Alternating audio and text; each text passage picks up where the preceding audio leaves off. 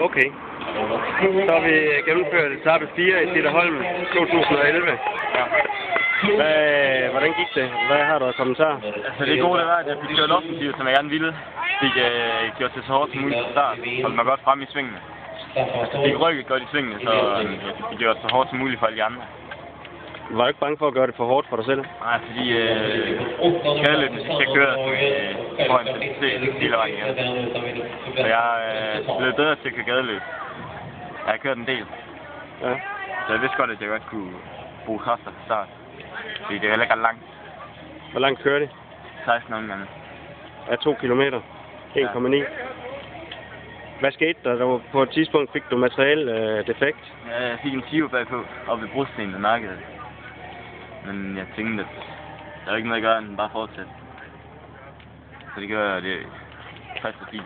Det lykkedes? Så derfor jeg gør det. Hvad blev det til? Så ja. Det tager vi 4. Nå, det var også flot. Men jeg skal måske næste gang holde mig lidt bedre fremme. Og have lidt mere tålmodighed. Når udbrydene de kører, så vil jeg gerne have det hentet lige med det samme. I stedet for at lade det på hullet. Ja. Du havde en god lead-out med på et tidspunkt også, der var oppe at trække for dig. Kan du fortælle lidt om ham, ja? Han kørte jo. På et tidspunkt, der fik jeg faktisk en med, som helst ikke skulle have haft med. Men vi blev hentet igen, så det var fint nok. Og han sådan kom ud og gjorde det hårdt for de andre stadigvæk. Og der kunne jeg selvfølgelig bare ligge og slappe af. Det var der Andreas kørte? Ja. Og når han ligger og kører, så skal jeg jo bare slappe af. Ja. Og så bruger de andre stadigvæk flere kraft. Og på sidste omgang, hvad skete der der? Sidste omgang, der kørte han igen. Og holdt farten op. Så var det noget, I havde aftalt? Nej, det var det ikke. Men det var perfekt nærmest. Fordi så folk nede bagfra, de kunne ikke komme frem. Mm. Og jeg sad syvende position i svingen og sådan noget. Ja. Så kom den godt ind. Jeg åbnede måske lidt for tidligt. Det er man tilbøjelig til? Det er tålmodighed igen. Ja. Det er længere næste gang.